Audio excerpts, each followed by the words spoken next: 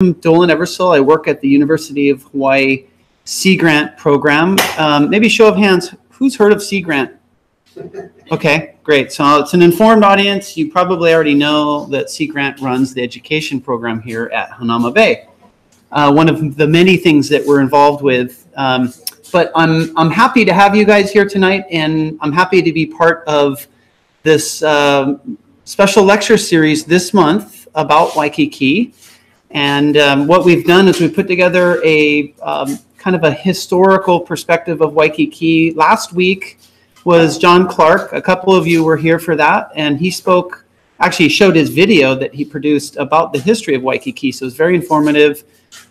Tonight I'm going to speak to you more about the present conditions of Waikīkī and some of the efforts that we're involved with the Waikīkī hotels to try to stabilize and make improvements to the beach.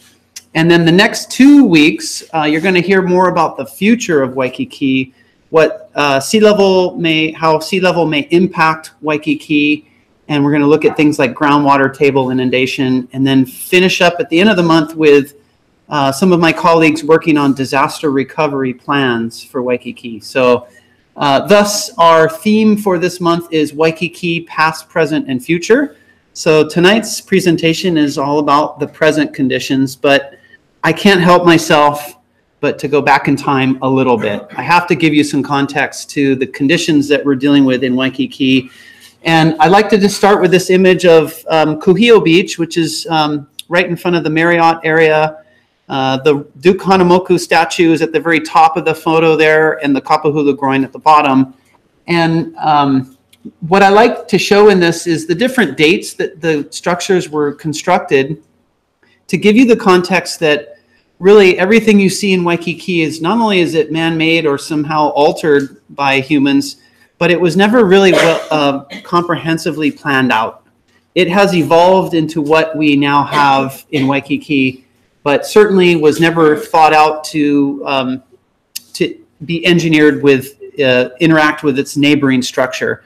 And this series of structures in Kuhio Beach is a perfect example of that, starting in the late 1930s, and then kind of eventually evolving into breakwaters and a series of groins, all of which were constructed like 20-year increments. And you may have heard that there was an experimental T-head groin built in the Diamond Head Basin, or the southern basin of Kuhio Beach. That is true. It was a very small, not well-engineered experiment that eventually was taken out. So this is a nice way to just explain that Waikīkī is an ad hoc evolving series of engineering structures.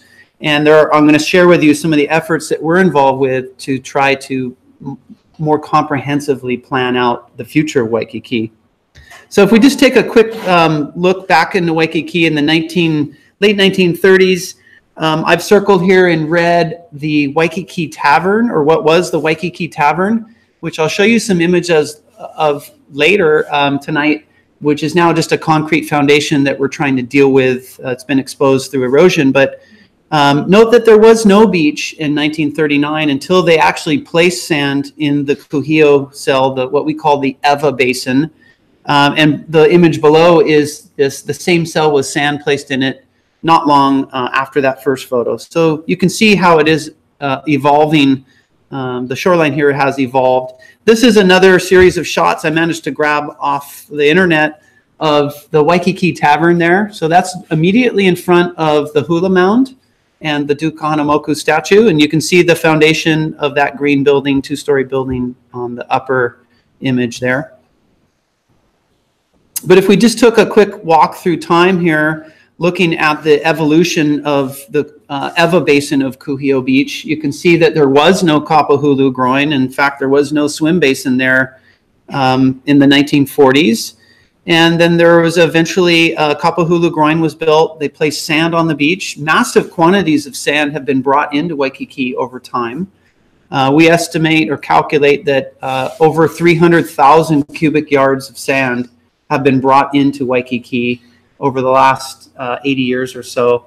And you might be thinking, I have no idea what that number means. But if you put that in the context of the modern day volume of Waikīkī Beach is about half of that. So we know that half of the sand brought into Waikīkī is missing. And in fact, it's not missing at all. We know exactly where it is. And I'll share with you some of our intention of going and retrieving that later. But as we go through time, in the 1950s, now you can see the kind of the variable shoreline behavior here, which is a function of these crib walls or the breakwaters that are built offshore. In some cases, stabilizing the beach, in other cases, not as well. And then by 1975, you see more or less the modern configuration of Kuhio Beach. And I could do this very thing all up and down Waikīkī. It's the same story repeated over and over. Evolution of shoreline structures, not really well planned out, that just turned into what we now have. And there's this misconception that this was how it was designed and envisioned to be from the get-go, and that's very much not the case. But here you can see by 1975, it's more or less in its modern configuration, and we literally have not done much to change that since the late 1960s. There's really been no major efforts to make big improvements to Waikīkī. So that's the history. I wanted to give you a quick context. I couldn't help myself but to provide a little bit of context of sea level rise. Those of you that might be coming next week are going to hear a lot more about the science behind sea level rise from my colleague Shelley Habel. She'll be also talking about groundwater inundation in Waikīkī, which turns out is a bigger threat than coastal inundation. But I'll let her speak to that. But what I did want to share with you is sea level is very much on our radar. Any of the planning or engineering work that's going on really anywhere in the coastline, but especially in a place like Waikīkī, we're paying very close attention to the projections for sea level rise for obvious reasons. But what I like to show you in this table is a series of studies that have been done, peer-reviewed, published publications, and starting from about 10 years ago on. And you can see there's kind of a slight upward shift in the projections for sea level rise. But the take home with this is there's not any one number that everybody agrees to. There's a range of estimates that are projected for sea level rise. Keep in mind, these are projections for the year 2100. So that's a common benchmark. You're going to hear that a lot. The year 2100 is kind of what a lot of the models are projecting to. Beyond the year 2100, the uncertainty becomes very large, so we lose confidence in the data. But there's still projections beyond that. And one of the things I like to point out here is you'll notice that there is maybe what I thought was an aggressive benchmark, but maybe more conservative now. About 1 meter might be a good planning benchmark for the year 2100. And this is a global estimate. Hawaii could be higher or lower. Some of the studies suggest Hawaii in the Pacific at least will be higher than the global average. Right now, we're actually below the global average. So that's something to keep in mind. But note that the 3 studies on the right there, the last 3, the Army Corps of Engineers, NOAA, and a second NOAA report. These are U.S. federal studies that have a range of estimates. And the latest 2017 NOAA report says it could be anywhere from 8 feet to about maybe 2 feet to 8 feet, depending on which emission scenario you pick. So global emissions, how much CO2 we produce. If it's business as usual, it's the worst case scenario. If we manage to curtail it, it could be less. So these are some of the things that we're taking into account in our plans for Waikīkī. But it turns out sea level rise is much more complicated than that. Our global average is about 4 millimeters a year. I mentioned earlier that Honolulu at least is about half of that. So Honolulu tide gauge is about 1.5 millimeters a year. But you'll notice from this global satellite image of sea level rise over the last 20 years or so that it's not uniform around the world. In some places it's higher than others. That is presumed to be due to meteorologic conditions, due to the normal trade winds that blow across the Pacific Ocean. They pile up warm water in the Western Pacific and thus create that bulge of accelerated sea level in the Western Pacific. So when you hear about sea level rise in the atoll nations of the Western and South Pacific, it very much is, they're seeing much higher rates of sea level rise than we are here. In addition, their islands happen to be extremely low. So they really are feeling it much more so than we are.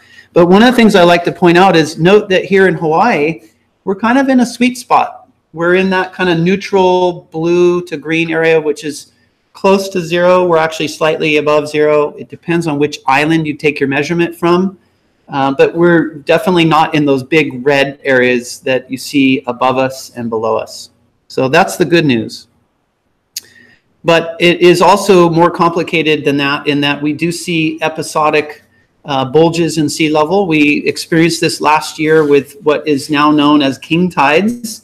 And I should just point out that there's been a lot of confusion about this term. And I talked with some of my friends and colleagues, and not colleagues so much, but my friends. They're almost like angry, you know, like, what is this king tides? You know, like they're upset that they don't know what it is. And I said, look, don't worry about it. It's a common term. It's been used throughout the Pacific for generations. We just recently adopted it in Hawaii. So we're starting to use this term king tide, which I should let you know, a king tide is the annually recurring high tide. What we had last year was something other than it's king tide plus. And this was a situation where we were seeing anomalous water levels on the order of 8 to 11 inches higher than it should have been, on top of the annually recurring high tides. So that's what happened last summer. We are not seeing that this summer, fortunately, at least not nearly as significant. So this is another satellite image from May of last summer. You can see Hawaii's right in the middle of this red bulge. And these actually pass through the Hawaiian Islands. I think I have an animation here. Oh, yeah, this one clicked through. Hang on. So this is a nice animation of a time series from last May, where you can see these bulges in water level that are, in this case, on the order of 6 to 10 inches higher, those red spots. And they pass through the Hawaiian Islands almost like a storm would, on the order of days to weeks and sometimes months if they're slow moving. We have now the ability to track these. We can observe these coming at us. And there is a UH sea level center that is now monitoring these and giving us advance warning that it looks like we have, you know, a sea level bulge coming at us. These are related to the spinning of warm equatorial waters that come off of the equator. And almost like a storm would be generated, but they're actually warm water currents that get spun off of the equator. And this is what they look like in a computer animation, at least, as they approach the Hawaiian Islands. So we're in a state where we now can predict these. We see it coming. What it actually looks like when it hits the tide gauge is something maybe slightly different than this, but we have advance warning of really extreme highs or lows. But like I said earlier, Honolulu tide gauge, here's an image of Honolulu over the last 100 years. So the tide station is one of the longest tide stations in the Pacific. And if you average it out, it's about 1.5 millimeters a year. But really, those that are working in this field aren't interested in averages as much as we're interested in these highs. The highest tides of the year are really what we're paying attention to. And that's what happened last summer, was we had the king tides with elevated water level, which was fine at a moderate tide. But when it became the highest tide of the year, Waikīkī Beach went underwater. So we're paying attention to what sea level will do to these peak high tides. And that's something that is a really important factor. And we're starting to model how frequently these highest tides of the year will become, they'll go from nuisance flooding, which is something that the street gets flooded, no big deal. It goes, drains back down the storm drain a couple hours later, to it happens every month, to it happens every week, to it happens every other day. And this is something that other municipalities and cities are now dealing with, Miami being one of many. And this is what it looks like on the tide gauge. You can see the prediction is in the blue. The line below is the blue prediction. That you look on the tide chart, it says it should be, in this case, 2.064 feet on May 24th of last year, but it turns out the actual recording was 2.799 feet. So significant anomaly there. That's what the tide gauge was telling us. There's something going on here that we're seeing higher than predicted water levels. Again, the take home with this is only a few inches of water level make a huge difference. You might think 6 inches is not that big of a deal, but our beaches have equilibrated to water levels. And when you add that much water, even a few inches, all of a sudden they erode quickly and they get flooded quickly. So we don't have a lot of extra elevation buffer in many of our beaches, particularly in our urban beaches like Waikīkī and Ala Moana. You might recall they're really low and flat, so even a little bit of water level or a little higher surf than normal and the beach floods. So these are some of the things that we're starting to pay attention to and tune into with our planning for the future. All right. And this is what they look like. This is some of the king tide images on the media last summer. This was not a catastrophic event. There was really no damage. I followed this very closely. It was a nuisance flooding event where the tide was so high the beach became inundated with even minor surf. If you add surf to this, then you start to see potential flooding of basements and things like that. But this was more of what I would characterize as a nuisance flooding. Certainly not a good situation for people that want to use the beach that afternoon. But there was the day I took that photo in the upper left, I was right in front of the Moana. I turned around, I didn't include it in here, but there was a couple hundred people sitting in the Moana's beach bar, which you might recall is lower than the beach. You actually step down into the bar area, and they had simply put out sandbags to keep the water out, but their bar was packed. Nobody seemed to mind. So it was one of those things like, it's coming. The sky is not falling yet, but these are the kind of things that will become more and more frequent in the future. And then, of course, you get things like basements that the groundwater will start to flood right out of storm drains and basement sumps. You're going to hear more about that from my colleague Shelley next week. So what are we doing to understand this problem? And again, I don't want to steal Shelley's thunder next week, but I do want to let you know that there is a State of Hawaii sea level rise viewer. Anybody familiar with this? Show of hands. Okay, good. I can at least tell you something you didn't know. This is a brand new viewer. It's probably 6 months old now. The state has released a sea level rise risk and vulnerability assessment. This was a DLNR-led initiative in partnership with the University of Hawaii to develop a climate adaptation plan. The first component of this plan is to do a risk and vulnerability assessment for sea level rise.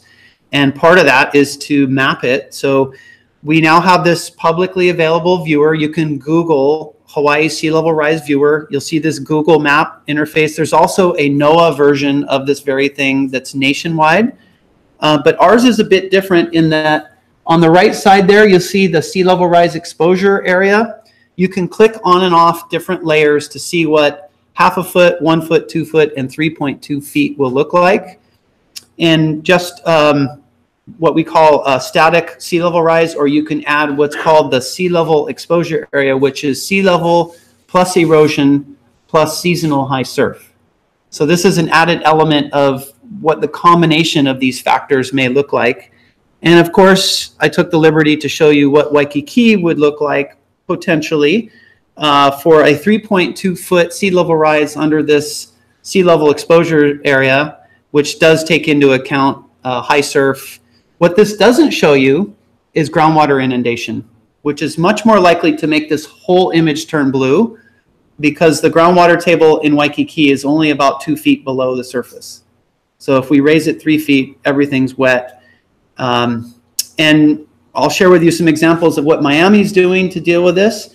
It's not a simple matter of seawalling off Waikīkī because the water will come right up through the ground. And I'm happy to answer questions at the end, if I could. Okay. So this is an image of what the groundwater inundation scenario will look like. Again, you're going to be getting a lot more of this next week.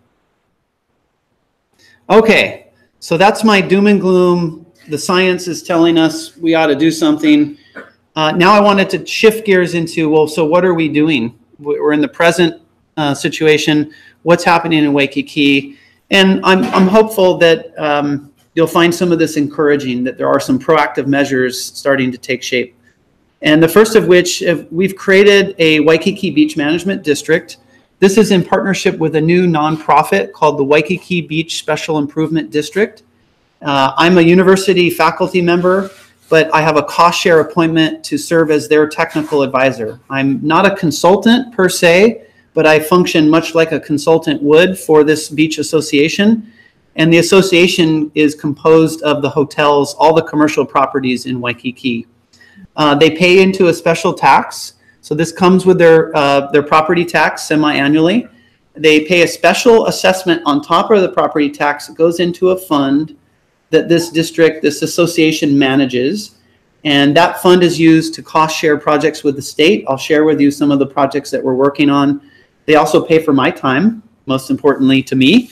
But it's a great partnership with the Waikīkī Beach District partnering with the University of Hawaii, so we can bring the technical capability and capacity to do the science and the management, and they can, of course, help us with finding funding and maybe political encouragement as needed to fund projects. So this new district, it is composed of Waikīkī as you think of it. This is, the district is bounded by the Alawai Canal, down Kapahulu Groin, and the kind of northwestern portion is the harbor. So it's Waikīkī as you think of it, and it is only the commercial property. So if there are residential zoned properties in Waikīkī, they do not pay into this tax. It's a great example of a public and private partnership. It, of course, extends way beyond the university and the Waikīkī Beach Association into the State Department of Land and Natural Resources, the City and County of Honolulu.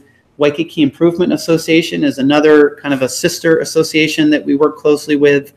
And we're even starting to engage other stakeholders, excuse me, in Waikīkī, including the aquarium. Waikīkī Aquarium is a really interested stakeholder. You may not know it, but they're actually growing corals there that potentially could be propagated in Waikīkī. But really the main justification for creating this district was to be able to cost share projects with the state. So pretty much every project I'm going to show you here shortly are going to be state-led, state-owned projects, but they're really looking for that public-private partnership to find the funding, cost share, and to help. That's where I come in, as I help facilitate getting projects started, try to identify the problems, find what we need, figure out who do we need to hire to make it happen, those kind of things.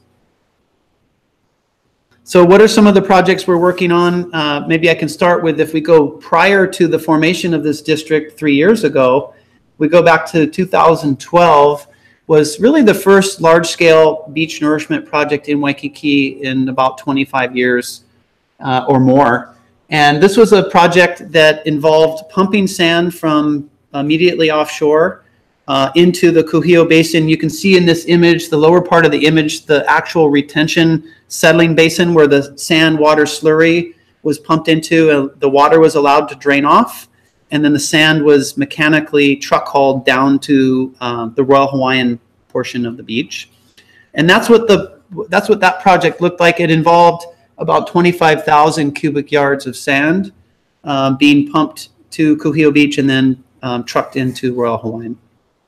So that's the first in probably what's going to have to be a regular series of beach nourishment projects in Waikīkī, if we in fact desire to have sandy beaches in Waikīkī, which I think most people agree it's a really critically important area to have a sandy beach for obvious reasons. I'll share with you some of the economic studies we've done on the beach that lend itself to the return on investment on doing beach nourishment is huge.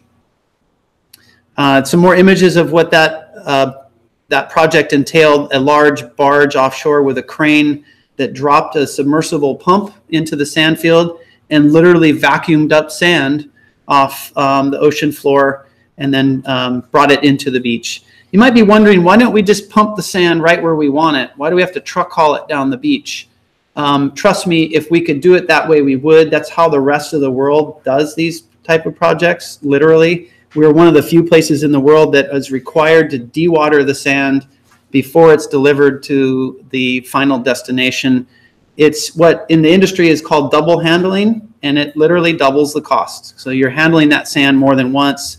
But there are good reasons, maybe not so good, but there are some reasons for that, which have to do with water quality restrictions here in the state of Hawaii are extremely strict.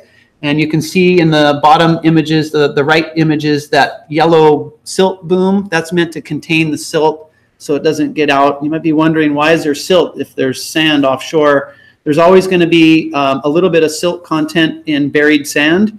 And one of the lessons we did learn from this project is there is an apparent breakdown of carbonate sands when we pump the sand to the beach. When we sampled the sand offshore, it looked great, really high quality. When we got it to the beach, we found this milky appearance, and some of you may have seen that. There was kind of almost like a milk-like quality to the water in Waikīkī immediately after this project, and still occurs to this day with really high tides. It'll pull some of that uncleaned sand back into the water, and it kind of creates a turbidity issue. It's not harmful. It's not going to damage an ecosystem necessarily. It's just a very fine silt material. There's not much living coral near shore in Waikīkī that would be subject to, getting smothered by this type of silt. So what are some of the long-term goals for the Waikīkī Beach Management Plan? I'm not going to read these in detail, each one of these, but basically one of the first projects that we're involved with is to develop a Waikīkī Beach Management Plan. Pause. You might be wondering, what you mean there's no plan? Yes, there has been no plan for Waikīkī until now. We just completed a beach management plan for Waikīkī. It's also in close collaboration with what I call a master plan for Waikīkī. So DLNR is also working on a master plan, which is an engineering-based study to look at feasibility of new structures, what structures are getting old, which ones should we be looking at for replacement. The beach management plan is more of a short-term looking, what can we do right now? What are some of the high priority projects? And how can we better manage some of the beaches in Waikīkī? So we're happy to announce that we do have a beach management plan finally for Waikīkī. And again, it's a great partnership with the university, the Waikīkī Beach Association, and the Department of Land and Natural Resources. So that's one of the best things about this association, is it's bringing together key stakeholders. Whereas before, prior to this 2012 project, if you were to ask any of the government officials, well, whose problem is this? We need to fix Waikīkī. Whose problem is it? And everybody would point at each other and say, not mine. I don't want it. So now we have the state really kind of stepping up to the plate and taking a leadership role in that respect. So what are some of the strategies to get us to our long-term goals? I've kind of broken these down in the management plan into 3 categories. There's beach maintenance, there's new or restored shoreline structures, which will lead to more stable beaches, and then there's kind of everything else. And there's certainly much more than what I have listed here, but like I said, we're paying close attention to climate change. The idea of reef restoration has been coming up repeatedly in some of the stakeholder groups that I work with. Is why are we not doing reef restoration in a place like Waikīkī? I would also offer here at Hanauma would make a great setting to do some reef restoration, whether it's actually seeding the reef or repopulating the reef or finding ways to make that reef more resilient to changes. And one of the key factors, of course, is water quality. One of the limiting factors for reef growth, of course, is water quality. We got a number of stressors on the reef. Hanauma Bay is a case study of that, of course, and water quality is probably one of the top issues that if you want to do something good for the reef, get the water back to where it should be, and keep the salinity or the siltation down. So these are some of the projects that we're involved with, from simple things like beach maintenance and cleaning. How do we clean the beach? To emergencies. We have a number of emergency projects that come up probably once a year. There's some crisis where we have a lifeguard tower falling over or otherwise, to more longer term projects where we're looking at potential replacement of structures, like the Royal Hawaiian Groin is planned to be replaced. I'll share with you some of that shortly. And then new structures that may further stabilize the beach and allow us, for when we do put sand on the beach, for that sand to stay there longer. That's really one of the main goals, is to create more stable beaches so we don't have to do beach nourishment quite as frequently. We've also set up a community advisory committee, and this is a group of kind of who's who of Waikīkī. We have a lot of beach boys, lifeguards, city and county officials, DLNR officials that serve on this advisory committee of 30 some odd people. And we've had a series of meetings now, and we've asked some really specific questions about what's most important to you in Waikīkī and where should we be focusing. And as you can see, some of the, we asked them, of all the beach cells in Waikīkī, there's 7, what's the most important cell that we should really be focused on right now? Because we can't do everything all at the same time. We have to prioritize. And it turned out, hands down, the Royal Hawaiian cell was the #1 priority for this advisory committee. And I think most of us that work in this industry in Waikīkī would agree. That is, when people think of Waikīkī, that is the beach that they think of. It also happens to be the most erosional beach in Waikīkī, so it's experiencing a lot of problems. And some of we asked them to give us their ideas on what's the most important asset in each cell. Actually, we asked them their top 3, but what's the most important asset? What's the biggest as a potential solution to that problem? And the results varied greatly depending on which cell you were talking, but they generally favored doing softer approaches and putting sand on the beach. If it includes a stabilizing feature or replacing a stabilizing feature like Royal Hawaiian, generally there was support for that. There was very little support for massive beach expansion, which probably is not practical anyways. If we were to size the width of Waikīkī Beach, we would end up too far out in the reef area. So this community advisory committee is a really important part of what we're doing in trying to get kind of expert opinion and stakeholder opinion of what's reasonable, what's acceptable. And to be perfectly frank, the logic behind this was, as you know, Waikīkī has a long history of controversy. And many of the structures that have been proposed have never been built because there's usually a group that's completely anti. So the idea with this is to get everybody on the same page before we even start designing a project. And that's something that I'm hopeful this advisory committee can serve as. We asked each individual to keep that in mind. The reason they were asked is for their opinions. And we're working collaboratively towards a common goal, which is to maintain and stabilize the beaches. So more to come on this, but know that this is not government and industry working in a vacuum. This is very much, we're trying to get word out there of what we're doing and get feedback from the right people. So some of the things, I mentioned this already, that the Community Advisory Committee favored beach maintenance was the #1 favored solution, followed closely by beach expansion and restoration, kind of splitting hairs on what's the difference between beach maintenance and beach expansion. It depends on how you define that. But as you can see from this table on the left, more than 50% of their #1 pick of this advisory was just to do beach maintenance, kind of keep things the way they are. If you need to keep adding sand, that's okay. That's how we define beach maintenance, is maintaining it in its current condition, but not letting it erode and not letting it get too much bigger than it is now. That, of course, varied quite a bit depending on which cell you're talking. I failed to show you this earlier, but these are the 7 cells that we are working in. And we're really not working in the natatorium or kaimana cell at all. There's other projects that are planned or underway for planning in that area, but we're really focused on the Halekulani, Royal Hawaiian, and Kuhio, our top 3 areas that we're focused on right now. But we are looking at some of the other adjacent areas to see what could be done. Are there simple solutions that could be thought through and developed to maybe help stabilize the beach? Another project that is kind of interesting to me is under these other beach projects here at the bottom. I've been working closely with the City and County Parks Department.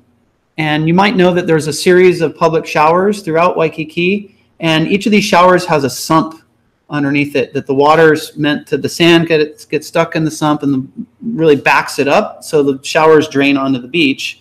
Not really that desirable.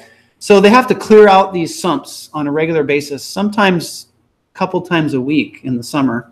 There's 11 showers total, and they're clearing out a really large volume of sand. We calculated a couple years ago that it was on the order of about 8 to 10,000 cubic yards a year. That's a massive quantity of sand. At the time, they were truck hauling that to the landfill. And I said, whoa, wait a minute, this is really critical sand resource.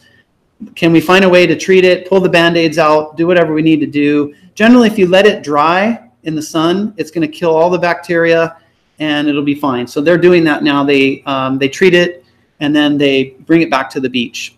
But it is an important aspect that we forget in Waikīkī is we have millions of visitors visiting the beach every year. And each one of those visitors walks across the street with a little bit of sand. And it's like a death by 1,000 cuts. So we haven't really truly quantified how much sand is walking across the street. But I would really like to explore that. And I'm asking some of my colleagues around the nation, has anybody ever done this with trying to quantify how much sand is leaving the beach, not by beach erosion, but by people? And I'll let you know what I find out. But this is one of those areas that I think it may have a big impact with a very simple thing like a foot bath that you shower your feet before you walk across the street. So we're doing a lot of different things in Waikīkī and kind of quickly running out of time, but I wanted to share with you some of the projects that we're working on. We've been talking more theoretical on goals and strategies. One of those things that the Beach Association is putting money towards is what's called the Alawai Watershed Collaboration. This is another new association that is focused on making improvements to water quality in the Alawai Canal. Of course, we can't just look at the end point of Alawai Canal. We have to look at the whole watershed. And that is, in fact, the intent and focus of this organization is to bring together stakeholders interested in watershed management and find ways to make improvements to water quality in the Alawai. I'm happy to announce that the Hawaii Tourism Authority has awarded this organization $250,000 to start really to stand it up and start in earnest planning for making improvements. And the Waikīkī Beach Special Improvement District is a partner in that as a cost share. They need a non-state match, so we're able to match some funds there, as well as being an active member of the collaboration. Just curious, how many have heard of this Alawai Watershed Collaboration? A couple of you. You might have recalled a year and a half ago, Nainoa Thompson gave kind of opening remarks at our first meeting and kind of gave a face to this organization. So the Polynesian Voyaging Society is one of the partners in this effort, as is the University of Hawaii, Iolani School. The list goes on and on. There's some big people, DLNR and the city, that have, I think we've all come to a realization that we've literally turned our backs to the Alawai Canal for too long, and it's time to rethink that and maybe make some improvements.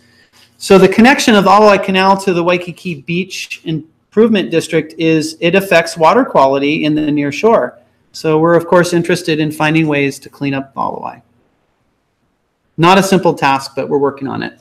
So other projects, first and foremost, got to throw it out there, is the Royal Hawaiian Groin. This is a project that's been going on for at least 5 years now. It's in a permitting phase right now, but the DLNR did approve last summer a replacement for what is now stacked concrete blocks that serve to, they act much like a dam. So this is what's called a terminal groin, and it really traps sand on one side, and in doing so, essentially creates the Royal Hawaiian Beach. Without this groin, there would be no beach or very little beach in the Royal Hawaiian cell. So it's a really important structure. I might argue the single most important structure in Waikīkī. And it's almost 90 years old, and it's showing severe signs of failure. It's deteriorated, and the engineers are still scratching their head on why is it still standing, but it shouldn't be, apparently. So the plan is to replace this with an engineered rock rubble mound structure. So these are more typical stacked basalt rock feature that would be about the same length, and it would function in the same way that this groin does now. So it wouldn't magically make the beach any bigger, but it would stabilize it much better, so we don't get these radical swings in the shoreline in front of the Royal Hawaiian. We estimate the construction start date to be the fall or winter of 2019. This is one of those projects that the Waikīkī Beach Association is now a 50% cost share partner in. So it's not just a state project, but now the hotels are paying their fair share of the $2.5 million project. Oh, there it is. Yeah. So $2.5 million was the cost estimate, just went up. And there's a really nice image here of what it looks like now and what the proposed T-head groin might look like if you were standing on the beach at the stem of that groin. So it kind of gives you a visual illustration of what it might look like. I mentioned that we're working on a beach management plan, and this ties in with a larger initiative that we've created around all of these efforts, the DLNR's feasibility study, the master plan. There's a beach management plan. We're doing a lot of research. We're trying to fund a number of different projects. All of these we would like to think of in the context of, well, what is it we're trying to do in Waikīkī? And we engaged some Hawaiian cultural practitioners at the University of Hawaii to help us with a name for this. And we came up with a name, Hoʻomau o Waikīkī Kahakai, which literally translates to Waikīkī Beach renews itself. So this is kind of the initiative that we're couching a lot of these efforts under. And I think it is a good representation of what we're trying to do, which is not to do things necessarily to the beach, but allow the beach to become more stable, and maybe not a natural setting, but by engineering some new structures, perhaps the beach can be more stable and we won't have to mess with it as much. So the management plan is one of a number of initiatives that we're working on. It's a forward-looking visionary plan for what do we really want to achieve in Waikīkī, what beaches should we be prioritizing. I share with you the advisory committee results and some of the priorities that we're getting from them. The DLR's master plan, it's actually not called a master plan, it's the Waikīkī Beach Technical Feasibility Engineering Study, which is kind of a mouthful, but you can think of it as a master plan. It's an engineering-based plan that is meant to look at Waikīkī in a comprehensive way. So I share with you the opening slides of this kind of hodgepodge of structures in Waikīkī that have just evolved. We now want to kind of take a step back and look at that in a bigger sense and try to understand, well, how could this be better? And if our goal is to maintain beaches in their current shape, we're going to need to do something. It is literally not business as usual. We can't keep doing what we've been doing. It's not going to work in the future. So we're going to have to find ways to rethink some of the structures and configuration in Waikīkī.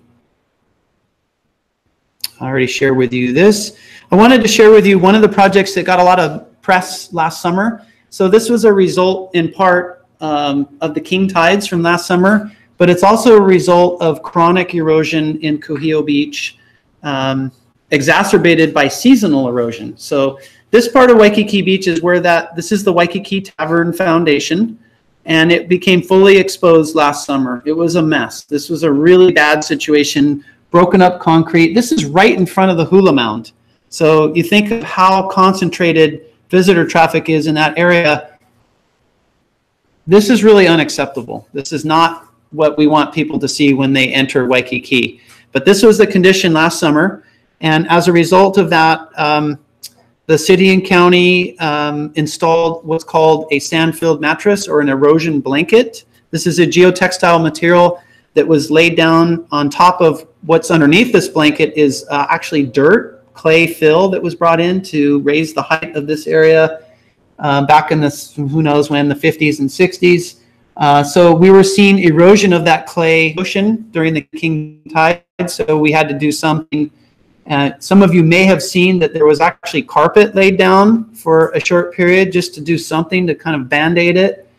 This is a more engineered and much more robust feature or structure that will serve to suppress the erosion of that clay underneath it. And have some images here of what it looks like installed. So it's a very much more aesthetically pleasing than rocks, and it's very functional. You can walk over this. It has a Velcro-like fuzzy material, so it's not slippery. This is what it looked like in February, just a couple months ago, and it seems to be working extremely well. The city and the mayor especially is very happy that that project was able to get done so quickly. It was an emergency project meant to kind of solve the immediate erosion problem, but it doesn't solve the underlying erosion. That's another more chronic problem that we're working on actively now to try to find, okay, well, what can we do to further stabilize this area so we don't keep having the seasonal exposure of this concrete foundation? And one of those is perhaps a temporary sandbag groin. This is very similar in size and material to the Hawaii sandbag groin that is at the marina entrance there underneath the bridge. This is an example from Australia, you see, but it's basically the same type of design. Maybe we would use larger bags that are a little more stable. And the area that we're talking about is actually an area that 2 old concrete-filled sandbag groins were removed in 2012. Anybody remember this? There was actually 2 old groins in Waikīkī that were removed so that trucks could get down the beach. In addition to that, they were really in bad shape. They were failing. They were getting scoured behind, and big chunks of concrete were breaking off from these groins on a regular basis. That's the groin that we're looking to duplicate the function of, possibly with a new engineered structure that would be a temporary sandbag structure. When I say temporary, I have to use air quotes because these sandbags will last 10 years or more. But it will buy us some time to figure out, okay, what do we need to do to further stabilize this area? This is one potential solution that we're working in partnership with the natural resources on getting the funding and the permits to go ahead and do this. As you can imagine, doing this kind of work is extremely complicated. Any marine work is extremely strict on what you can and can't do. So it takes some time to get the permits and applications approved. This would be a 95-foot long groin, about 15 feet wide and about 4.5 feet high. So this is a very small groin. We're actually referring to it as a stub groin. So it's not meant to permanently fix the area, but just to solve this immediate erosion problem of that concrete foundation. We've identified a potential sand source in the Diamond Head Basin of Kahakai Beach that could serve to backfill this area and kind of keep that.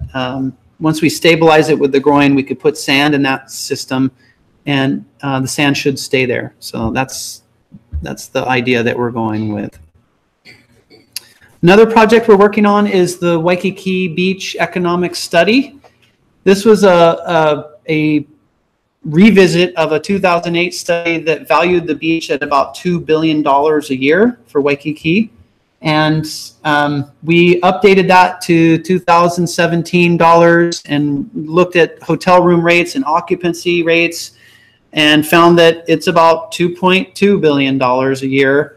But it actually, if you were to retroactively look at modern day numbers, it's about 2 billion, but it's gone down just a little bit. And that has to do with the economics of visitors that come into Waikīkī have actually spent less. So you might be hearing that we have an ever increase. That's very much true, but they're not all coming to Waikīkī. And the spending per visitor in Waikīkī is relatively flat. And that has a lot to do with the Japanese visitors are not as strong as they were in the 1980s and 90s. So, but the point being, we are looking closely at the economics of Waikīkī Beach. It's extremely valuable. There's no question. We now have a number that we can refer to that says, look, we got to do something because it is a huge impact to and generator of our economy, the beach itself. We're also looking at doing a new type of study that would look not just at the beach in Waikīkī, but the entire nearshore system. So this is a classic example of siloing, where you're looking at just the beach, but in fact, most of the people at the beach are going in the water, and maybe they're doing surfing, canoe rides. So you really need to look at the whole picture. And we're looking at a new method of valuing a natural resource. So you can value the sand and the coral and the water itself, not just in terms of how much money does it generate, but what is its natural value. And there are now models that we can apply towards that. So this new study we're working on will probably significantly upward revise that $2 billion. I don't know what the number will be, but it's going to be much more than $2 billion a year.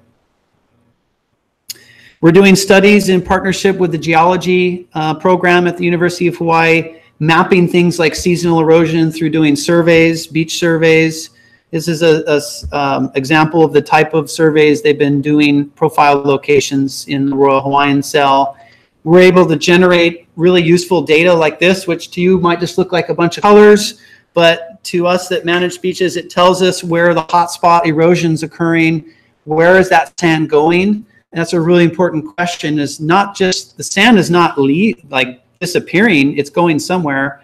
And doing studies like this can tell us a little bit more about where should we be focused on trying to stem that erosion. We're looking bigger picture at, well, how might some of these systems that have no beach, like in front of the Sheraton Waikīkī, how might they look differently in the future? And these are ways to kind of vision what the beach might look like if we were to start to develop things like T-head groins that can stabilize the shoreline. This is probably for me to also point out that Waikīkī is different. So I started with those slides of Waikīkī, the history and all the structures. Some of the stuff that we're talking about, we would never really even consider in other locations. It's just it's too radical. There's a lot of things that make a lot of sense in Waikīkī that you wouldn't necessarily want to do somewhere else, because of the history and the context of Waikīkī being a completely engineered environment already. And it's a very urban environment, and it happens to be very economically important. So for those reasons, we can start to throw images like this up, like, well, what might it look like? If this was a community meeting at Sunset Beach on the North Shore, I would not be showing images like this. I would probably be booed out of the room. So I just like to point that out, that it might sound like we're really promoting all this new shoreline development in Waikīkī, and that may be the case, but you got to keep in mind what Waikīkī is in the context of, it's not a normal shoreline. It is an urban shoreline. So where was I going with this? Oh, so we're looking closely at places like Kuhio Beach, which serve its purpose as an engineered kind of swim basin, very calm water, but there are some beach erosion problems associated with that calmness. And maybe perhaps we might re-envision it in the future as instead of a straight beach, a linear beach, more of a curved cuspate series of beaches behind T-head groins. There are, in fact, some great examples from an engineering perspective. A huge success right here at Iroquois Point, the mouth of Pearl Harbor, is a engineered T-head groin system that is working very well, very stable beaches, and could highlight that if these are engineered correctly, it does work. So kind of looking bigger picture and kind of winding down my talk here, we're also looking at, well, what does the future hold? This is an image of New Orleans. And I like to show this as an example of an extremely engineered environment. The only reason New Orleans exists as a city is because they've engineered levees and pumps to allow that to be. These are an image of the pumps that are used. I believe there's 11 of these in New Orleans. Look at the size of that pump. That is a diesel truck in front of it. They have 11 of these pumping water, pumping the groundwater table down in New Orleans so it can exist. This may be in our future. And a place like Waikīkī, it may actually make sense to pump down the water table to allow it to be dry. That's one option. There's some crazy examples of coastal engineering out there in places like Dubai.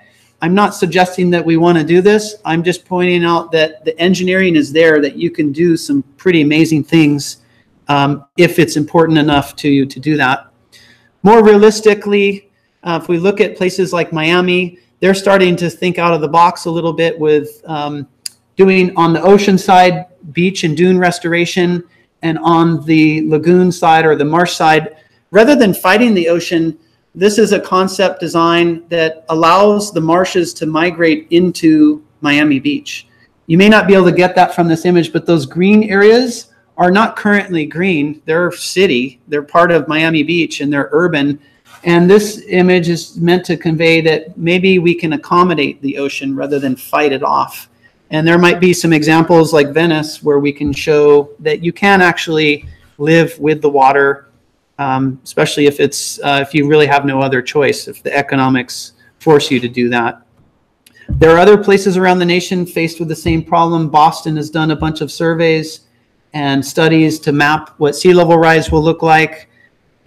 They've done some really interesting out of the box thinking of, well, how might we accommodate sea level in the future, that these may be valuable to us as we look ahead, from things more like the natural living shoreline approach where you create or restore more natural setting. We're probably not going to be doing that in Waikīkī anytime soon, but we can also do things like raising the height of the seawalls to accommodate sea level. We might create areas where they're allowed to flood on a regular basis.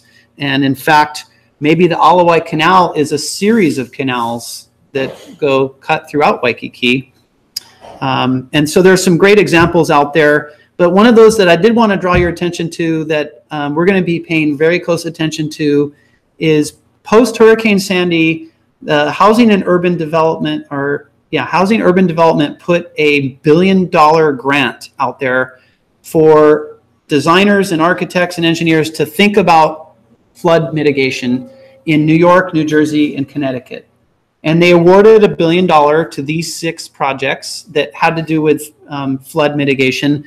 Though I'm not going to go through each one, but one I want to draw your attention to is the Big U. Anybody heard of this? New York? Well, you know where New York is, of course. Manhattan flooded during Hurricane Sandy. You might remember Wall Street shut down. That is not okay. So they have a plan with this funding to create a storm barrier around southern Manhattan. But it's much more than a storm barrier. And in fact, it is a public park. So it's, I think it's something like 13 feet high, bermed, grassed park that right now is just a wharf area and helicopter landing pads. They're going to recreate and re-envision this whole area, which will in turn serve to keep southern Manhattan from flooding in the event of a future hurricane.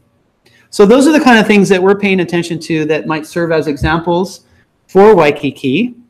And I'll just leave you with this last slide of what I kind of connect this to Waikīkī in some way, that maybe, just maybe, that this street here with the trolley on it might be Kalakaua in the future, that is actually 1 story above Kalakaua as it exists now.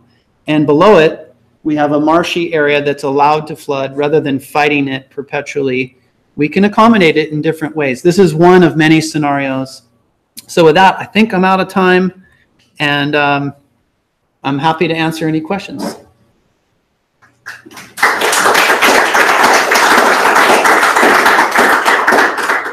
So we have 1 minute for questions.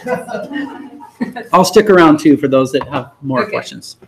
Yes, ma'am. Is there a corresponding group that you plan to work with, or is already looking at how Waikīkī and then Hawai'i might flow together, because that's a waterfront as well?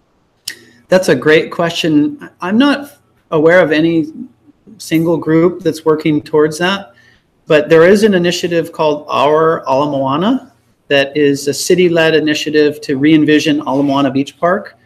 And they've done a really good job. If you haven't checked out their website, check it out, Our Ala Moana. They were at one point soliciting feedback. You could give comments, but they were really trying to re-envision what that park would look like. Kaka'ako's a little separate. Now you got Ala Moana. Now we have Waikīkī. How they're all going to connect is a really important question, but I don't know that anybody's really thought through that. But that's a great idea.